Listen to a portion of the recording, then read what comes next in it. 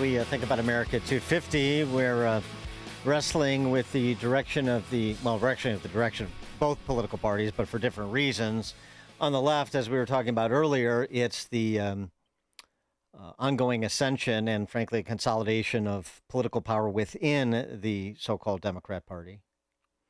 Stu Smith over at City Journal has been writing some good pieces about this, and he offered up more, particularly in response to Caitlin Collins, that's her name, from CNN there, who chided the president for suggesting that what you see with the election of people like Daria-Lise Chevalier and other Mamdani-backed candidates last week is a rise of communism within the ranks of the Democrat Party, as opposed to just socialism, as if one is not just a more aggressive form of the other, right? Communist, socialist in a hurry, as is said. But she chided him. That's much different.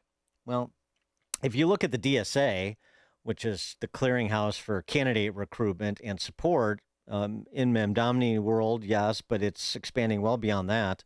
When you look at mayoralties around the country in places like Seattle, Chicago, Washington, D.C., now Baltimore, L.A., and so forth. And not just mayoralties, but also the composition of city councils, the composition of state legislatures, particularly in blue states. There's more to it than that. And so it's worth taking judicial notice of people like Christopher Winston, just as we take judicial notice of Hassan Piker, people that have either political power within inside the system or political power through popularity with a show, I guess you call Hassan Piker's podcast, on Twitch, and the number of people that consume what he puts out there. Christopher Winston is a Maoist, his own definition, internet personality, he's a strong believer in violence as the means to political ends, as you would expect from a Maoist. Armed struggle is the highest form of struggle. So these people that are doing all these horrible things, they need to be suppressed. They need to be suppressed. There is no free marketplace, free exchange of ideas with the enemy. We're going to bring you to people's justice. We're going to execute you after the revolution. Yeah, we know the program. We've seen it before. He is a member of the Red Rabbits Security Commission within DSA to train members in, quote, unarmed community defense, which turns out not to be nonviolent once you start to dig below the surface, as you might suspect, as Stu Smith over at City Journal has done.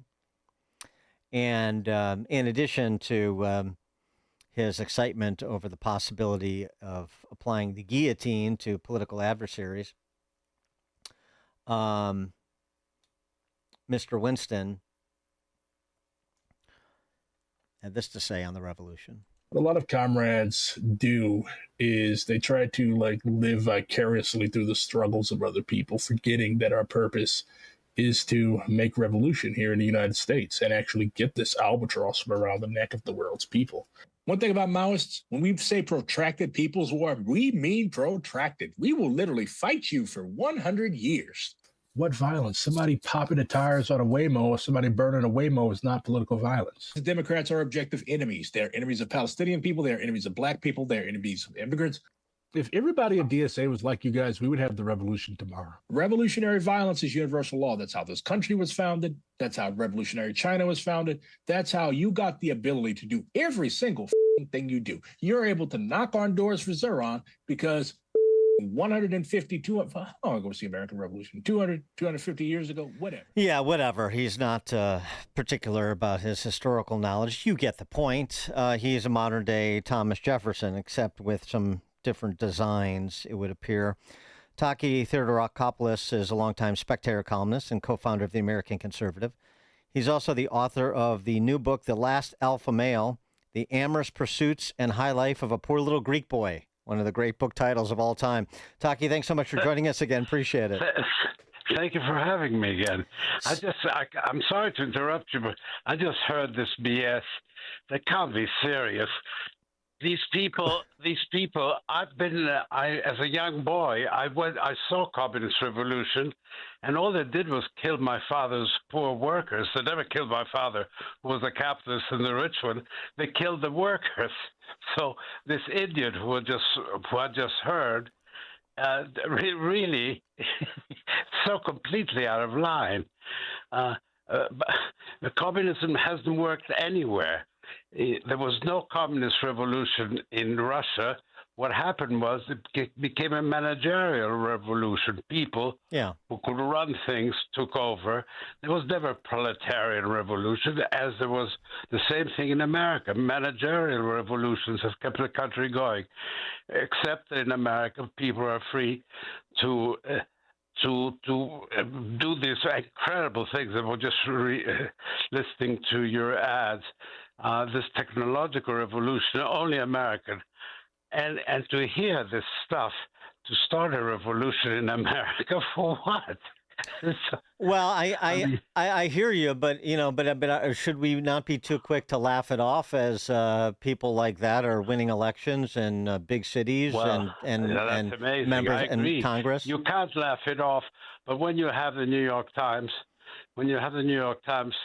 thank God for Bezos, and when you have 90% of the journalists in America who are very left-wing, and of course they pretend not to be, what do you expect? Of course, people get brainwashed, and I was very shocked to hear that. You hear it in Europe, because Europe is completely demented by now.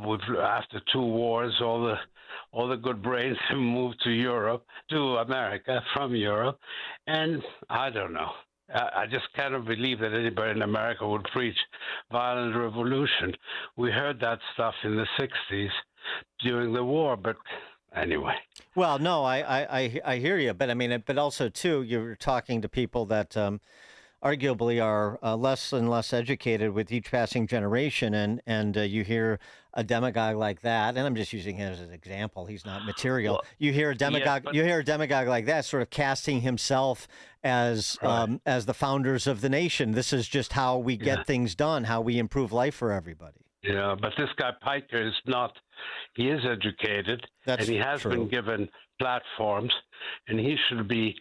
I'd like to take care of, have a little session with him in a small telephone booth. But anyway, just joking. A little Greek boy still got some fight in him. No, I know what you're saying. But I mean, that's a recognition that he is a problem, right? That he's dangerous. Yeah.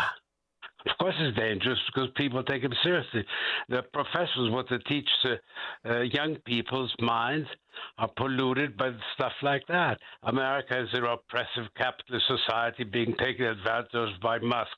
Musk didn't have a bean when he was born. He's self-made, like it or not. And he's from South Africa. He's been to 5 countries. And I knew he was a brilliant man because he didn't marry Amber Heard. He had an affair with her. Johnny Depp married her. So we knew how smart he was. Yes, right. Yes, a great indication of good judgment. Right. Yes. Date, don't marry, to be euphemistic about it. Yes. So you wrote a piece about our sesquicentennial here. I mean, give us your top line perspective of America 250. Well, I just couldn't get over the morality and wisdom of the founding fathers. You just can't get over it. They were almost perfect men. I went to a university founded by Thomas Jefferson, but they were almost perfect men. If man can be close to perfection, they all were. And of course, we haven't had such men since, and still America has become the greatest country in the world. But I just thought the wisdom of these people and how smart they were and how they could beat those bloody Brits who are bullies. And I just finished writing another column saying how for 200 years the Brits bragged about the sun never setting in the British Empire because and now they're so busy bragging how the Indians and the Arabs who they suppressed have bought most of London, and how they bow and scrape in front of them at Ascot. I was at Ascot last week, and they were all bowing and scraping to them. When you see these fat Arabs walking around, how things have changed. Well, this has not happened to America. It keeps improving, keeps getting better. And I just wanted to, very quickly, my father, there was 10,000 some Liberty ships for sale, 100,000 each, and they were given to ship owners. The ship owners who had lost ships during the war had the right to buy them. My father happened to have lost everything because all his factories were blown up by the communists. But he got Senator Smathers of Florida to introduce him to President Truman, who said to him, 2 minutes.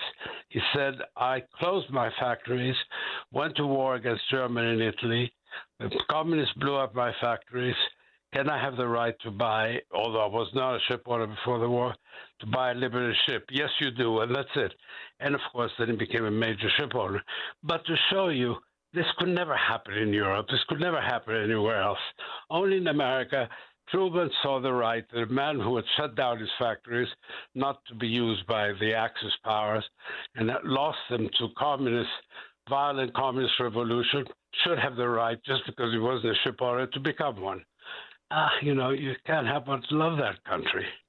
It's been good to me, too. You're a beautiful woman. Cheerleaders. Yes, and remembering 250 years of cheerleaders on the semi-quincentennial. Taki Theodoracopulos, always entertaining, Spectator columnist, co-founder of the American Conservative. The book, The Last Alpha Male, as you're hearing. Thank you very much for having me, Dad, and all the best to you and for the good job you're doing. Thank you, Taki. Great to talk to you All again. the best. Always Thank fun. you. And he joined us on the alphawealthgroup.com answer line. This is the morning show more Chicago radio listeners are choosing. This is Chicago's Morning Answer on AM 560.